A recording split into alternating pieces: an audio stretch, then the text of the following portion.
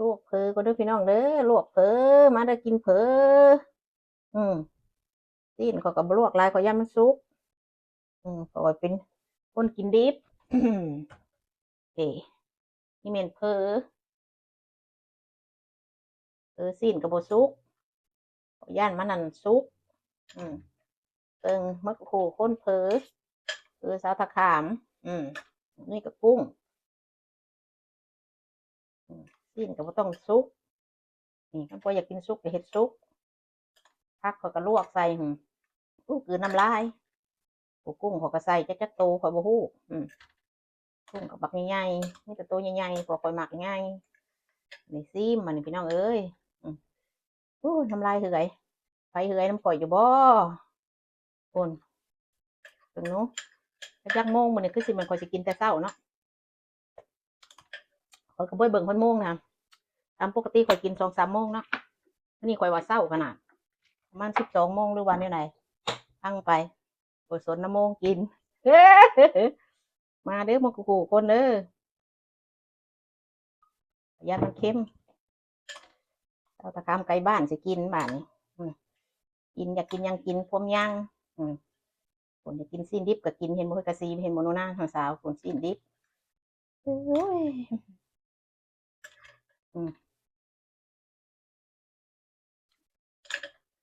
ขาดบางนาวบ่ค่อยเลือกนาวบางนาวนี่ข่อยกินส้มเด้อพี่น้องเด้อกินเพียงก็กินส้มปั้นกับโลดแต่กำมือล้างก่อนล้างมือให้มันสะอาดก่อนมันก่อนข่อยไว้คือสิยางเลือกเข้มซีมคักๆก่อนเฮาจังมาเฮาจังกินผู้ใดบ่มักส้มก็นั่นข่อยมักเพคือกันข่อยมักส้มๆหวานๆแต่ว่าน้ำซีอิ๊วบ่พออืมพริกคือข่อยสิบ่กัดมักพริกดอกพี่น้องเอ้ยเอาเป็นผักหอมมากินบัดนี้ทานมาทุกคนเด้อแซ่บสบายดีเด้อพี่น้องกินเพอมื้อนี้แม่นมื้อ Wednesday เด้อวันพุธ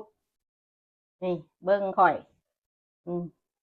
สบายดีเด้อหนูนาสบายดีมื้อทุกคนสบายดีเฮากะซีสบายดีเมิดหมู่อยู่แม่ว่ากี้มัดผมมันตัดผมเบิ่งเบิ่งหน้าเพราะว่าสิบอกมื้อนี้ทาครีมเพียงเพราะว่าจักหน่อยเพิ่นสิถามมาว่าทาเพียงเอื้อยเพราะว่าทาครีมอเมริกาออยโอเล่เด้อ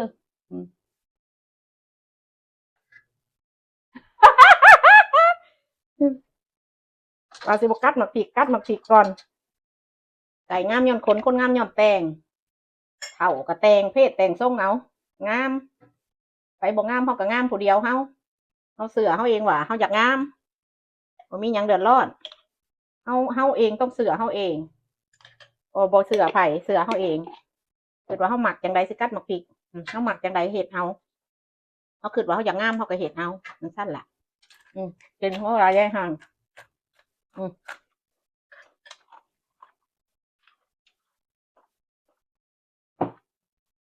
อืมผักหอมกับบ่คนมันก็สิหนีบกินผักหอมเลยยับเข้ามาปากพี่นี่ก็ยับเข้ามาใกล้ๆปากตัวเอง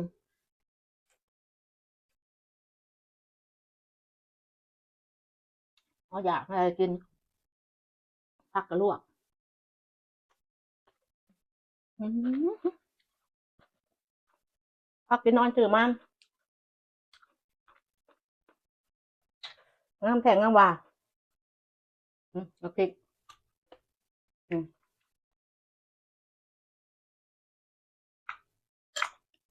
มันป่วยกินมักพริกมักไผ่บ่ได้มันร้อนโน่นน่ะแปลว่ากระเพาะเด้อหาซื้อยามากินคือไปหาหมอ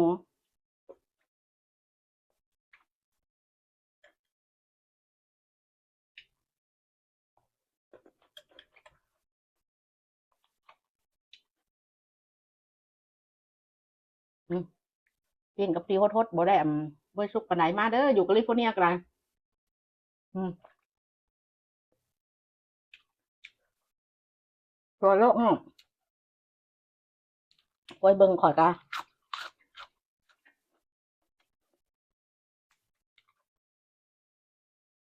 ก็เคยหอดพวกเจ้าเคยว่าลูกของยังบ่มาแต่โรงเรียนเนาะกินผู้เดียวบ่เนาะกินบ่ออกกล้องเนาะคอยกับขึ้นไปขึ้นมาวะมากินก่อน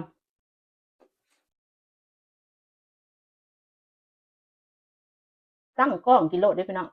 ตั้งกล้องโพนเฮาละขึ้นก็กินก็อยากงามกับทาครีมใส่ลิปสติกขึ้นไปของท่านล่ะ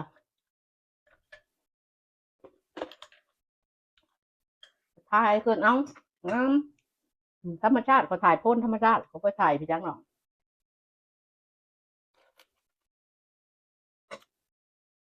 กุ้งกินละกินความเท่ายั่งกินได้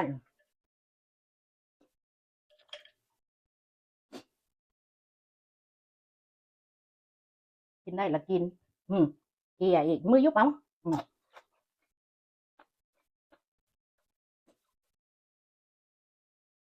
อีกคุยกับปิตอนที่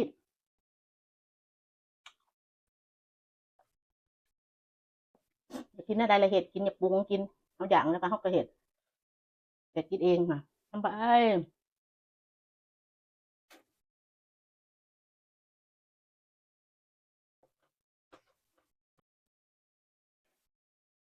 ว่าสิบเพชรแต่ก็ยังเพชรอยู่ได้กินเพียงก็ได้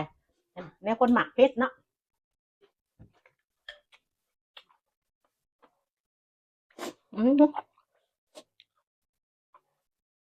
มันปูมีขี้มูกอีกกะซีเอ้ยจะเป็นได้ไดกินเพชรคือกูเนี่ยเราเคยมูกเฉยๆอย่างนั้นไม่ค่อยขอยังบ่เคยปัจจุบันนี้ต่อไปปีหน้าเขาก็ยังบ่ฮู้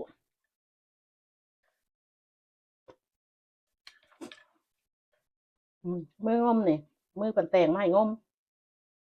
มันเอวิติงงม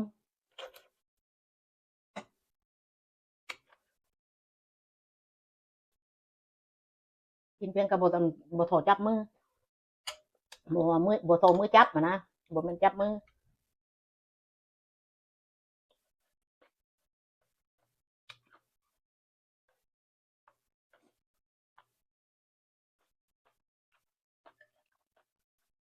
คือนอนเรากินเข่าแล้วเรากินเข่ากับปิ่งตับหมูก็เลยบ่อยากก็มากินเพอกินเพอกับบักก็อยากกินเข่าอีกคนก็กินอีกยังตัวแรงมากคอยบ่อยากก็บ่กินนะไม่ค่อยอยากก็กินปิ้งหมูกระบือปิ้งยังกระบือดอกแต่เวลาเขาลงคลิปนี่เขาจะพวกเจ้าก็เห็นแต่เขากินเพอมันเขาบ่ลงคลิปพวกเจ้าก็บ่เห็นเขากินเพออีกบาทเนี่ยเขาจะเลยอยู่บ่ได้อีกเพราะว่าเขาติดเห็ดเพชรเห็ดลายพี่เนาะ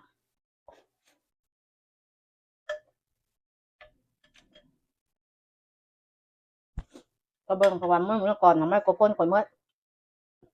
บาดสิสุดหล่นเมื่อพอเบอร์สลัดผ่านว่า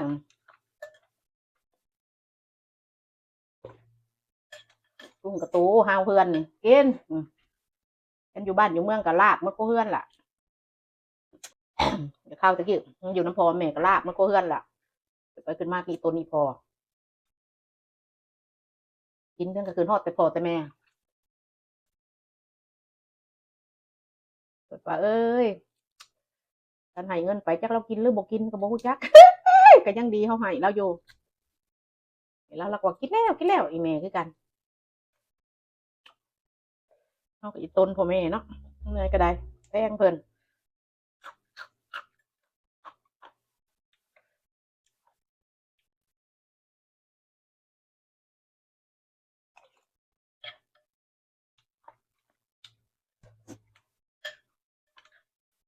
ไม่ค่อยว่าแล้วก็บ่อยากเล่าเนาะบ่อยากเล่าพื้นเราพื้นนี่ได้เพียงก็อยากได้แต่แม่แต่ข้าวแม่ยังบ่เคยอยากได้ตัวเองนะข่อยได้เงินก็อยากได้พากให้แม่เห็นคำในเขาขายก็อยากซื้อพากให้แต่แม่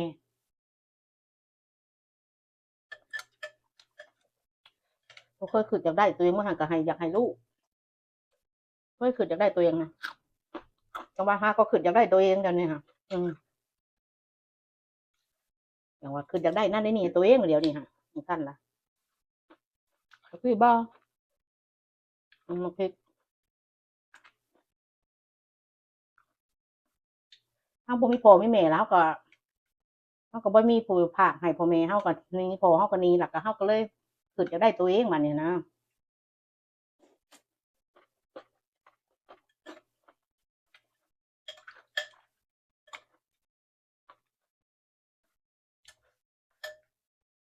แต่กี้เจ้าบ่อยากได้บ่ซะนางเล่าก็อยากได้เอาอยากได้ก็อยากได้พากให้พ่อแม่เรื่องอยากได้ก็อยากได้แต่กี้ก็แฮงอยากได้เงินก็แฮงอยากได้แต่กี้เดี๋ยวนี้บ่พออยากได้กินพอได้กินแล้วก็ยามันจ่ายกับเฮือนค่า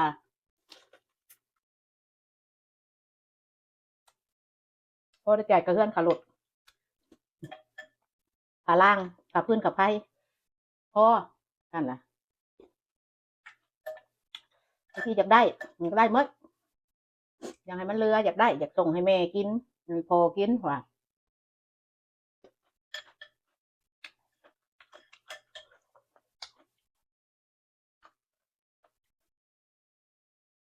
งั้นถ้าผมไม่พอเหมือนเขาก็อยู่ซื่อๆกินพอได้กินพอได้อยาก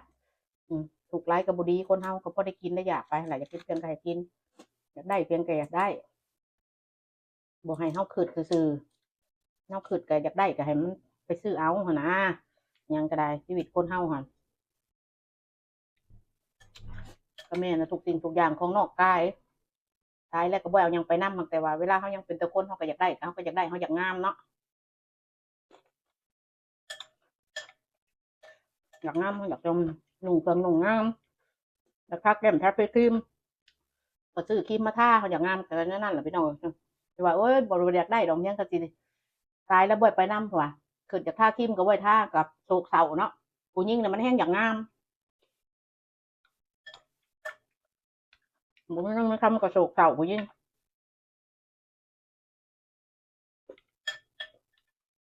คันสิเว้าเงินค่ำกำแก้วเนาะ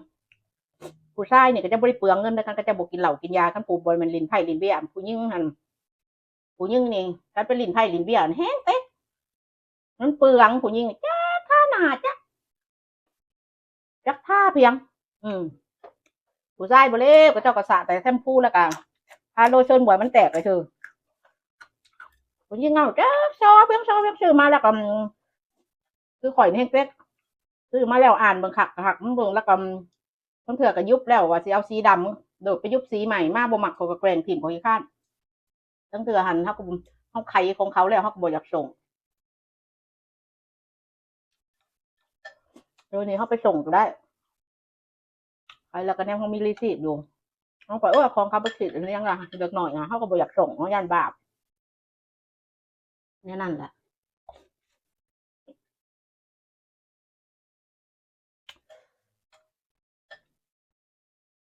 ก็บ่แซ่บพี่น้องเอ้ยยำผักก่อนนะ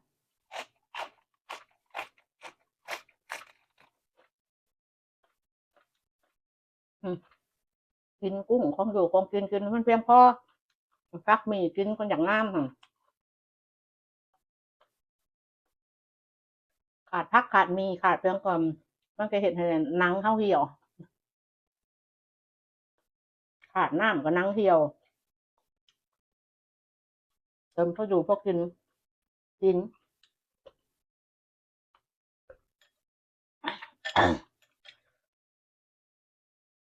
ของกินคือกันเด้อเจ้าต้องกินอย่างแบบมีน้ำมีในแหน่อย่าไปแต่จ้ำแต่แจ่ว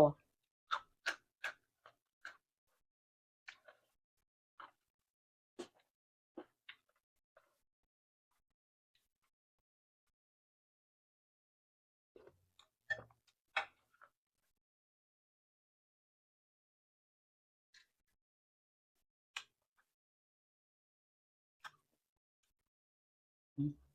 หอกพริก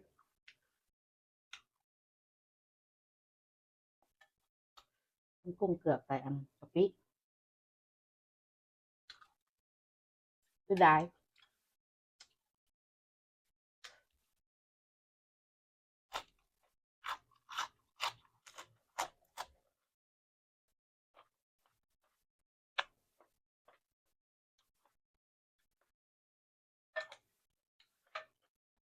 เอาอยู่ดีไม่แห้งทุกคน